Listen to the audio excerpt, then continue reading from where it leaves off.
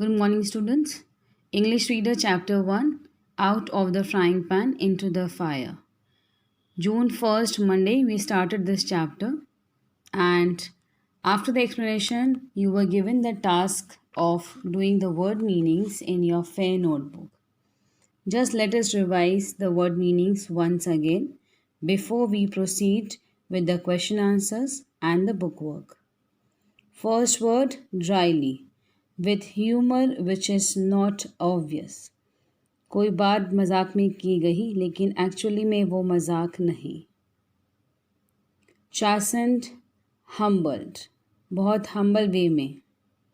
apologetic, feeling sorry, किसी गलती पर हमें एहसास हो तो हम सॉरी फील करें. astonished, very surprised. flummoxed, confused, puzzled. scuffle, small harmless fight, छोटी सी लड़ाई जिससे किसी को कोई नुकसान ना हो. इंस्टिंक्टिवली, विदाउट थिंकिंग, बिना सोचे. Squirmed, moved around a lot in discomfort, particular एक जगह पे बैठकर इधर उधर मूव करना मालूम हो जैसे कोई बहुत ज़्यादा अनकंफर्टेबल हो. रेस्पाइट, मोमेंट ऑफ रेस्ट, जब आप एकदम रेस्ट के पोजीशन पे हो, that is meant as. To begin with the book exercise, first we have choose the most suitable options. With the first question is what did Raghu want to do in the zero period. Zero period में रघु क्या करना चाहते थे. As you all remember, he was standing out और वो slip करते हुए बिना किसी के नोटिस में आए अंदर आना चाहते थे. So the answer is slip in unnoticed. Our second question here is, in Hindi class, which feeling made Selvam freeze? Hindi class में ऐसी कौन सी फीलिंग थी जिसने सेल्वाम को फ्रीज कर दिया था. That is astonishment, means very great surprise. Question number 3. Selvam had dash in his pocket. Class में सलवाम के पॉकेट में क्या था. एक smartphone. So your answer is a smartphone. What is the use of a crystal ball. Crystal ball की use क्या है. जो उन्होंने इंग्लिश मैम के बारे में सोचा था कि क्या उनके पास कोई क्रिस्टल बॉल है. सो इसका आंसर है to predict the future. Predict the future मतलब जो होने वाला है उसका अंदाज़ा लगा लेना या उसके बारे में कुछ नॉलेज होना. Why did Selvam Sai in geography class. Geography class में वो गहरी सांसें क्यों भर रहे थे.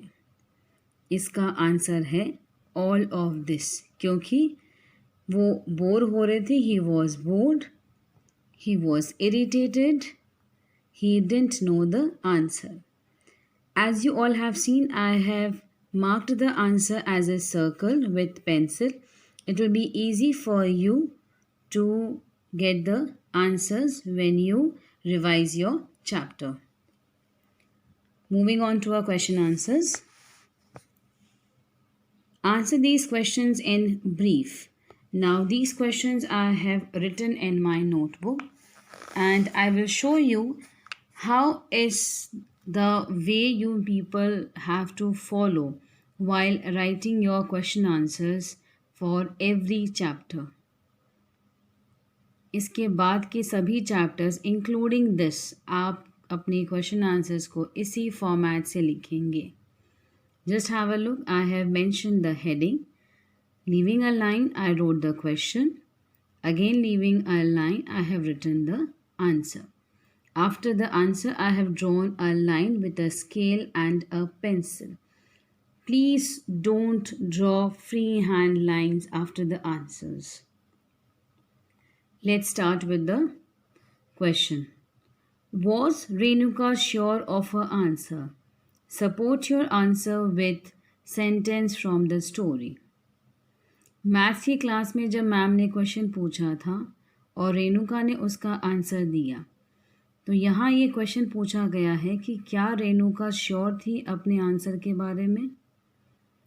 No, Renuka was not sure of her answer as Renuka's voice slowly stopped, seeing the look on the teacher's face. Renuka जब जवाब दे रही थी तो अचानक से उनकी आवाज़ स्लो डाउन हो गई क्योंकि उन्होंने जो मैम का एक्सप्रेशन देखा उनसे रेणुका को ये लगा जैसे उनका आंसर गलत है. That means she was not sure of a answer. Second question. What is the English equivalent of the Spanish name Selvam gave Renuka? Selvam ने रेणुका को एक स्पेनिश नेम दिया था मैथ्स क्लास में. दैट वॉज एस्टूपिडोस, जिसका English equivalent है meaning stupid. So your answer will be the Spanish name is estupidos and its English equivalent is stupid. Okay, moving on to our third question. What was Selvam's dream? Selvam का dream क्या था? Physical education के period में physical instructor ने उनसे कहा था कि अगर आपको मिस्टर मद्रास बनना है तो बहुत सारे रन स्कोर करने होंगे. That means his dream was to become mister Madras. That was your third answer. Moving on to our fourth question. Did Selvam know the answer to his English teacher's questions? Did he know how to get the answer to the question? English के period में ma'am ने question पूछा था What does table mean in geography, statistics, civics and interior decoration? सलवाम को इसका answer नहीं आ रहा था और उन्होंने कोशिश की अपने पॉकेट से स्मार्टफोन निकालकर इंटरनेट पे उसके आंसर को सर्च करें. So your answer here is no. Selvam didn't know the answer of the questions asked by his English teacher. उन्हें वो क्वेश्चन के आंसर्स नहीं आते थे जो उनकी इंग्लिश टीचर ने उनसे पूछा था. Thus he thought of finding them on internet. That's why सेल्वाम ने सोचा कि मैं इसके आंसर्स इंटरनेट पे सर्च करूं, जिसके लिए उन्होंने कोशिश की अपने पॉकेट से मोबाइल फ़ोन निकालने की. Question number 5. Did Selvam deliberately aim a stone at the principal's car to break the window? If you remember, end of the school के समय जब सेल्वाम कुछ सोचते हुए घर की तरफ जा रहे थे, अचानक उनके पैरों से किक हुए स्टोन से यानी पेबल से प्रिंसिपल की कार का विंडो टूट गया. तो क्या ये एम जो सेल्वाम ने लगाया जानबूझकर लगाया था या भूल से लगा? So the answer is no, because whatever happened was just a kind of accident as Selvam was lost in his thoughts. वो अपनी सोच में इतने ज़्यादा खोए हुए थे कि उन्हें पता ही नहीं चला कि कब उनके पैर से किक किए पेबल से प्रिंसिपल के कार का विंडो टूट गया. So it was just a kind of accident. You can see after this answer 5, I have drawn an ending line using a scale and a pencil. Now I just want to show you कि जो word meanings मैंने आपको column format के form में लिखने के लिए कहा था, this is the way you have to write. Towards left, CW. Towards right, the date. Center, I have mentioned the chapter. Name of the chapter starting with capital letter. Heading, word meanings. Making two columns. Left I have the words and right I have the meanings. After completing, I have drawn an ending line. So this is the way you will carry on with word meanings of all the chapters whenever you are asked to do so. Another book exercise is on page 5, stating, circle the word that best describe the mood in each situation. Mood होते हैं quality of verbs.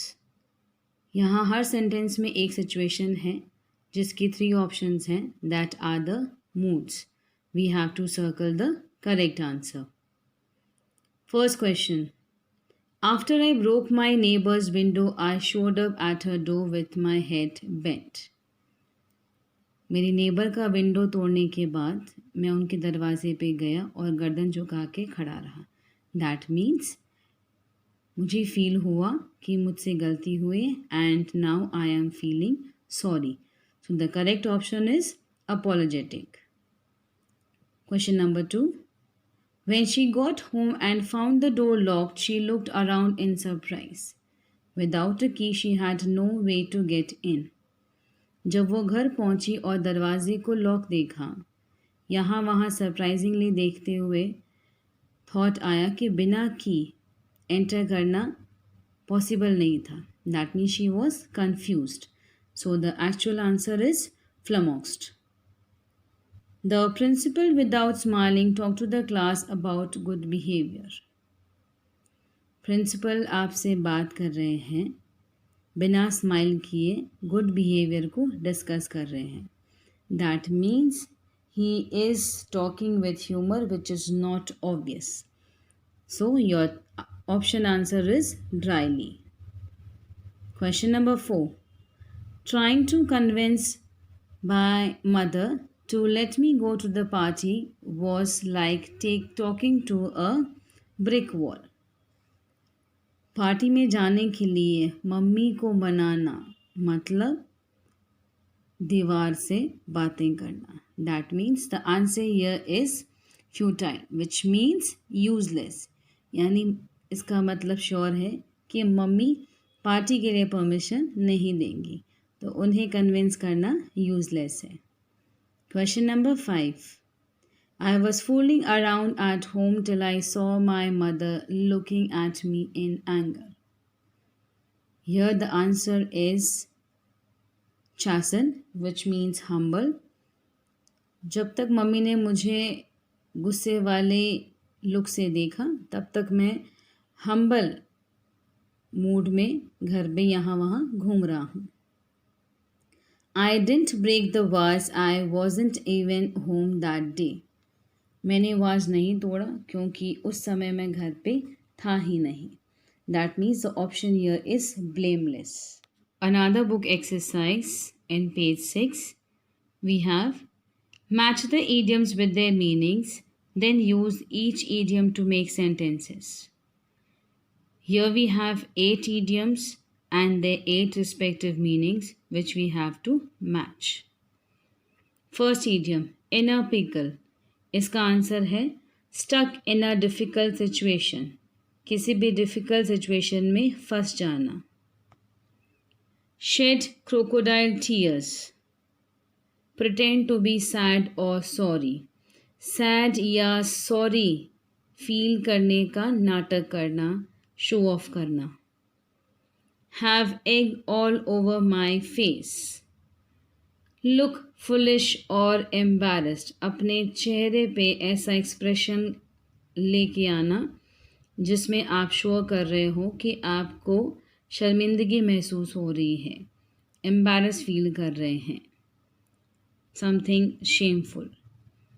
Turn the other cheek. Forgive any harm done, especially a violent act. किसी ने बहुत violently किसी act से कुछ harm किया है, उसे फॉरगिव कर देना. Get a slap on the wrist. Receive a very light and easy punishment. किसी गलती के लिए बहुत ईजी सा पनिशमेंट मिलना. Bark up the wrong tree. Ask the wrong person. किसी ऐसे इंसान से किसी क्वेश्चन को पूछना जिसे उसके बारे में कोई नॉलेज ना हो. Beat around the bush. Avoiding talking about something unpleasant. Avoid करना किसी बात पर जो अनप्लेजेंट हो या किसी चीज़ के बारे में जो आपको पसंद ना हो. Run out of steam. Get tired. बहुत ज़्यादा थक जाना, टायर्ड फील करना is run out of steam. Now I would request you all कि ये जो ईडियम्स हैं और इनके मीनिंग्स हैं, इसे आप वर्ड मीनिंग का जो कॉलम फॉर्मेट है उसी फॉर्मेट में आप ईडियम के सामने उसके मीनिंग को लिखकर इस क्वेश्चन को आपकी फेयर नोटबुक में कंप्लीट करेंगे। I hope you have got today's task. आपको जिन बच्चों ने चैप्टर फर्स्ट के वर्ड मीनिंग्स नोटबुक में लिख कर शो नहीं किए हैं वो ये वर्क कंप्लीट करेंगे। उसके बाद आप जो 5 क्वेश्चन आंसर्स हैं उसे कंप्लीट करेंगे फेयर नोटबुक में। And the last you will do this question of page 6 in your fair notebook similarly the way you are doing the word meanings, that is the column format. Question answers ध्यान से करें, spelling mistakes ना करें, just focus on your handwriting and please do the work neat and tidily. Once again I will show you the way you have to do. This is the way you have to do your word meanings.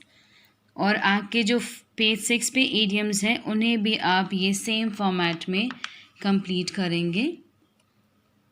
And these are the question answers. In the same way you will proceed with your work in your fair notebook and show me the work before 5 PM. Till then, keep revising your chapter and also try to learn these question answers along with the word meanings. Thank you, class.